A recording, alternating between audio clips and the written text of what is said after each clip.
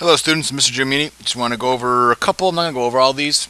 I'm actually going to leave a couple blank, and if you'd like to, you could solve the blank ones that I leave blank and then bring them into class, and I might give you a little extra credit or something like that, a couple roar cards. So let's take a look at the ones, though, that I want to go over just briefly.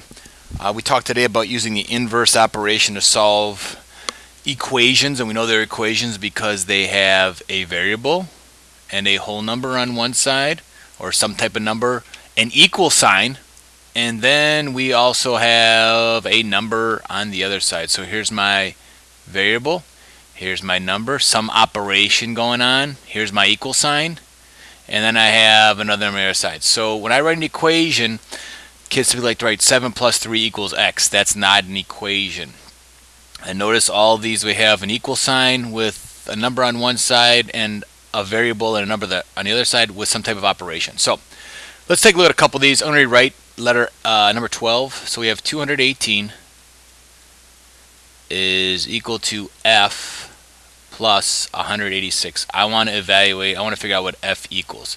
Well, I need to get rid of this 186. I want to isolate this variable f. I want it by itself.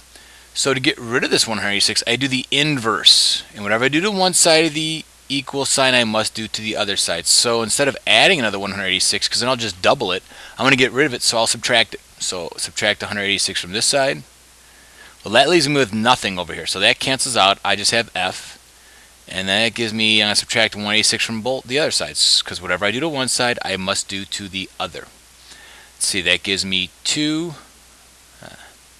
Can't take 8 from 1, so that gives me, I'm going to borrow 10 from here, or actually 100, put it over here. That gives me 11, or really 110 minus 80, which then I have 8, 9, 10, 11. That gives me 32. So I really like writing this to the variables first, so it's really f equals 32. To check this, I would substitute in 32 for f. So let's take a look. And that means now 32 plus 186 should give me 218. Let's take a look. Add 32 here. That's 18. 8, 9, 10, 11, 12. 8. Did I add this right? 32, yeah. 8, 9, 10, 11, 12. Oh, that's right. I don't regroup that. There we go. There's my mistake. When I add 6 plus 2, I don't get 18. I get 8, so there's nothing to regroup. I get 8, 9, 10, 11. And there we go, too. So 218, and 218 checks 218.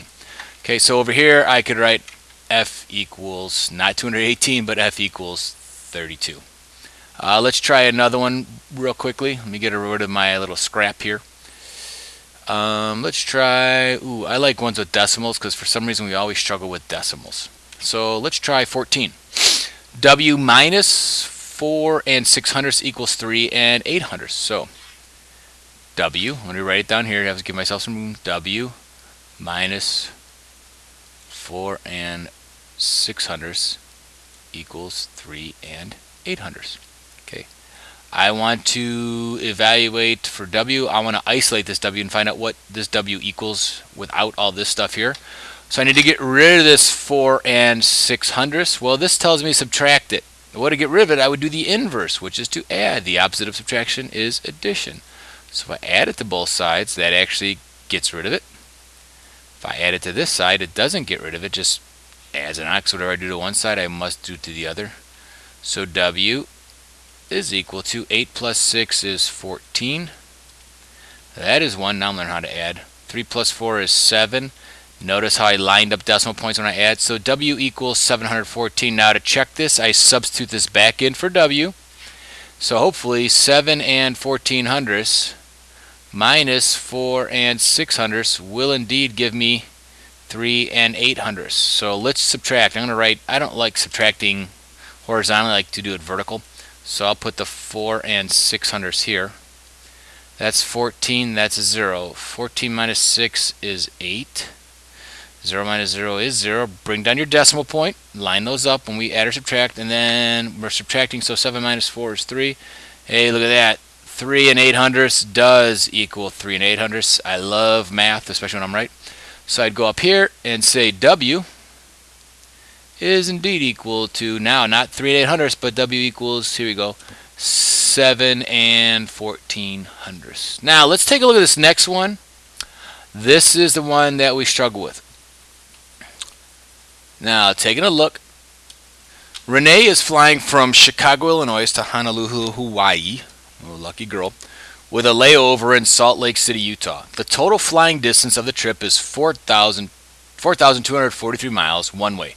The flight from Salt Lake City to Honolulu is 2,994 miles. Write and solve an equation to find the flying distance from Chicago to Salt Lake. Okay, a lot of cities there, numbers, flying here, there, layovers. Let's read this again. I'm going to do point and say, Renee is flying from Chicago, Illinois to Honolulu, Hawaii. Okay, so she's flying from Chicago to Hawaii with a layover in Salt Lake City, Utah. So she's going to stop in Salt Lake City. So there's probably needs to put more gas in the plane. The total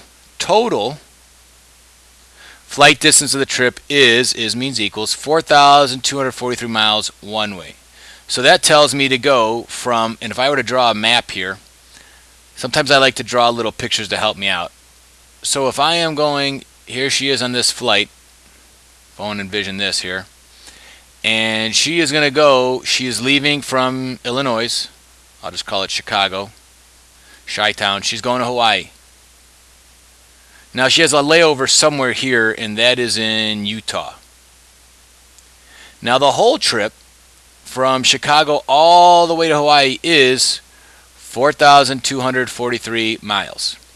Now it says here the flight from Salt Lake City to Honolulu, so from here to here is 2,994 miles. Write and solve an equation to find the flying distance from Chicago to Salt Lake City. So I want to figure out what is this distance here, and I will call this distance D. So I know altogether this equals, if I add this and this, I'm going to get 4,243. Now, here's the trick part, boys and girls, to write an equation. It's going to take some practice with us. Now, I know that the total one way is equals 4,243 miles. Am I right? 4,243. Okay. But I want to write and solve an equation. Write and solve an equation to find the flying distance from Chicago to Salt Lake. Alright, now I know this, so let's see here. It's this plus this will give me this. So let's try this. I don't know the distance between Chicago and Utah, but I know if I add the distance between Utah and Hawaii to this, I will get 4,243. So here's my equation. I have just written my equation. Okay, let me get rid of some of this. So here's my equation. This would be a 2-point question. So the distance between Chicago and Utah is unknown, but I'll add to that the distance between Utah and Hawaii. And I know altogether when I add both of those distances up, it's 4,243 miles. So now what I want to do is I want to erase all this stuff, and let's solve, let me erase my equation too. And let me solve for my equation, or for my unknown, my D. And that was what, 2,994 minus, there we go. Okay, so plus, not times. Okay, I want to get rid, I want to isolate this D, so I need to get rid of this 2,994. This should be equals here. It's an equation. So instead of adding it, what I'll do is the inverse, which is to subtract 2,994 minus 2,994. Those cancel out, so all I'm left with is D. D equals, let's see here, that becomes a 13, that becomes a 3. 13 minus 4 is 9. Okay, that's a 3. I cannot take 9 from 3, so that becomes a 1. This becomes a 13. 13 minus 9 is 4. Can't take 9 from 1, so this becomes a 3. There we go. 11, that's 2. That's 1. So D equals 1,249. Now the way to check this is to substitute back in and see if I get 4,243. So 1,249 plus 2,994, 13, 14, 11, 12, 3. Hey, look at that. Those two check out. I am right. So I would say then D is equal to 4,200. D is equal to, oh, sorry. D is equal to 1,249. Hope this helps you out. Take care.